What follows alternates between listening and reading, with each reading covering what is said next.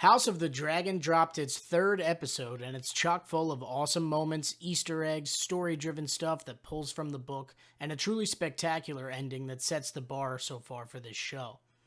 During this video, I'm going to break down the episode, and as always, make sure you're subscribed as I, your host, Momo Baggins, will be covering the show every week. So sit back, relax, and let's get to it, my friends. So this episode actually takes place after a full 3-year time jump, introducing Aegon Targaryen, the son of Viserys and Allicent. We left off last week with Daemon and Corlys Valerion having just formed an alliance to stop the crabfeeder. There's some symbolism that suggests this right in the opening shot, as you can see the sigil of House Valeryion and some bits of flame and embers, which of course represent House Targaryen. We can see ships burning, and these are most likely Corlys's, as in the book he was said to have the biggest navy in the world and more money than even the Lannisters. The crabfeeder started as just a pirate. Look, it's Steve the pirate. And would ransack ships, torture their crew, and let the crabs pick at their bodies while they were still alive. Ruthless stuff. With some funding and persuasion from the free cities, he would go on to be a much bigger issue for the lords of Westeros and the Stepstones. Such a great opening was made even better as we see Caraxes, known as the Bloodworm, because, well, look at it. Caraxes lays waste to the beach, breathing fire everywhere, and I gotta believe cooking up some crabs along the way. You gotta love crab. Though I don't think our guy at the beginning will be enjoying some anytime soon. Crabfeeder eventually hides in the caves to stay away, along with most of his troops, and this of course will prompt Daemon's badass charge to draw them out later in the episode. But for now, the bombardment of arrows forces him to leave and the episode continues. Next we go to Aegon's birthday party, as again, 3 years or so have passed. Aegon is a nice plump 2-year-old boy, Otto has a bit more grays, and Viserys' hairline is receding. This episode, I think, is where we start to see some strain on the relationships between some key characters that will probably continue to get worse as the show progresses. Rhaenyra is convinced she's most likely beat when it comes to sitting on the throne. Everyone is gawking at the baby boy, and Rhaenyra's just like, Stop. Yo, Zan, get your boy, dog. We can see Otto actually gets pressure to have King Viserys announce that Aegon will be his heir, but Otto, that smart, sneaky bastard, decides to actually hold off on this because he doesn't want to put his grandson in any danger. Now, next I want to talk about the appearance of the Lannisters in the show, and they will become very important characters once the eventual Dance of Dragons begins. We can see Jason Lannister trying to court Rhaenyra and failing. I mean, buddy, your pickup line was a proposal. What do you expect? The Lannisters at this point in time were not the powerhouse family that they were in Game of Thrones, and it won't actually be for a while until they get there. Now we see Rhaenyra, not at the birthday party for obvious reasons, and she's hanging out under a weirwood tree. Weirwood trees are seen throughout all of the Game of Thrones content we've seen thus far. The children of the forest carved faces in them, and they would eventually be worshipped by the first men. We see scenes of this throughout Game of Thrones. Rhaenyra is studying a book in this scene, and whereas in the first episode she could care less about them and about the history of their land, upon being made heir and learning the secret from King Viserys of the potential White Walker conundrum, she now seems way more interested. Lady Alicent comes and tries to get Rhaenyra to join the party, but their relationship is clearly fractured at this point, and honestly I don't see it getting any better. We then see Viserys, Alicent, and Aegon traveling to the celebratory hunt. Alicent was pushed into flirting with Viserys by her father Otto, who very much wants someone of his line to sit the Iron Throne. On the grounds they set up for the hunt, we can see Jason Lannister's pickup attempt, some ladies gossiping about Daemon, and then eventually a loud spat of words from Viserys to Rhaenyra after she confronts him about his matchmaking, and he yells that even he doesn't exist above tradition.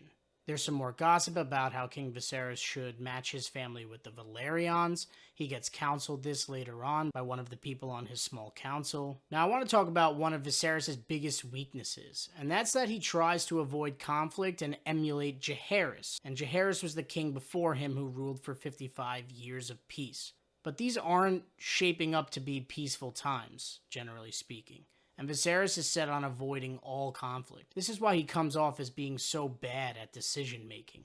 We then see Rhaenyra mount her horse and run away from the camp, and Sir Criston Cole pursues her. There's some definite chemistry between the two, a little bit of sexual tension. If you remember, he also actually asked for her favor during the tournament in the first episode. He's just a little bit of mojo away from the catch of his life. Where's my mojo? Cut to the hunt. This is actually the same type of celebratory hunt that ultimately killed Robert Baratheon in Game of Thrones, when he was blacked out, drunk, and actually got skewered by a boar. In fact, we actually see a boar in this episode absolutely deck my guy, Sir Criston. Diddly swat. Whoa! You can't talk that smack and not get knocked back, Gary! Sir Criston Cole saves her, and the two become even closer, which might become an issue down the line. Now, we also hear mention of a white stag that's supposedly a sign from the gods. White stags were seen as being a good omen, and in this episode they provide us with a ton of symbolism. Viserys, after all the hype, doesn't even find the white one, and he also doesn't kill it on the first stab. I think this shows his weakness and how he was perhaps not meant to rule, or that his time is fading. We do, however, see the white stag find Rhaenyra at the end. She comes face to face with it, and I think it really is showing that she is meant to rule. Now, one scene that furthers my distrust of Otto Hightower that I want to talk about is when he advises Viserys to marry Rhaenyra to her 2-year-old half-brother. I'm telling you, this guy is sick, and I know exactly what he'd do with a computer in his hands. As I mentioned earlier, King Viserys gets advised to consider Sir Laenor, the son of Corlys Valerion, to potentially heal that relationship and join those houses. We see Laenor during the battle scene later on in some badass armor. Now, in front of the fire, we see a very well-acted scene where King Viserys talks with Alicent about his decision to choose Rhaenyra as heir and how conflicted he is about it. Part of him does want to see his baby boy on the throne, no matter how much he loves and respects Rhaenyra. Alicent is honestly pretty agreeable at this point when it comes to Rhaenyra remaining heir. And what do you know, there's a scene later in the episode where Otto is seemingly pushing her towards getting Aegon to be made heir. There's also this scene which shows the king missing 2 fingers, and I want to talk about that real quick. It's basically showing that his health issues from the last 2 episodes continue to get worse and continue to provide further symbolism for the viewer into him not being fit to rule. Now, setting up the battle scene of the episode, we see that Daemon Valerion has called for aid. Viserys is hesitant to send the aid because he'd be assisting 2 dissenters, people that went against the crown's orders, though he eventually realizes that dealing with the crabfeeder is better for the realm. Daemon, upon hearing that Viserys was sending troops, decides to take matters into his own hands, probably to spite his brother, even going as far as beating the crap out of the messenger. He does not want his brother's help, as it would be somewhat humiliating to him and his ego to have his brother have to come resolve his conflict. So he sails over and he acts as bait.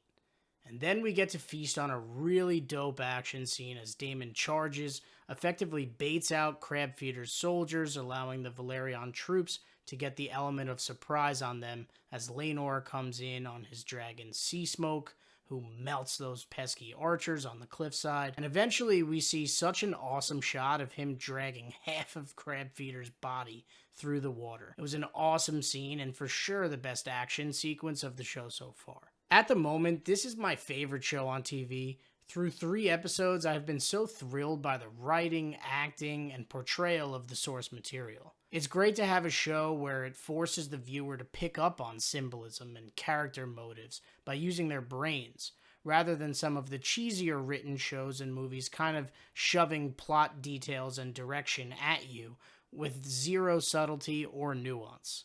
And it confirms the worst. Somehow Palpatine returned. I think after season 8 of Game of Thrones, everyone was left concerned about this show, but it's proving to be pretty damn good. Always. Just when I thought I was out, they pull me back in. Ness and I give this one a full milk bone. I hope you have been enjoying the breakdowns. Let me know if you have. Let me know if you think they're great in the comments below. Let me know what you think about the show as well. I'd be excited to read all the comments and everything you guys are thinking. Thanks for joining, thanks for watching, and thanks for stopping by my hobbit hole. Make sure to subscribe to stay up to date with everything I put out, and have a good day, hobbits. Baggins out.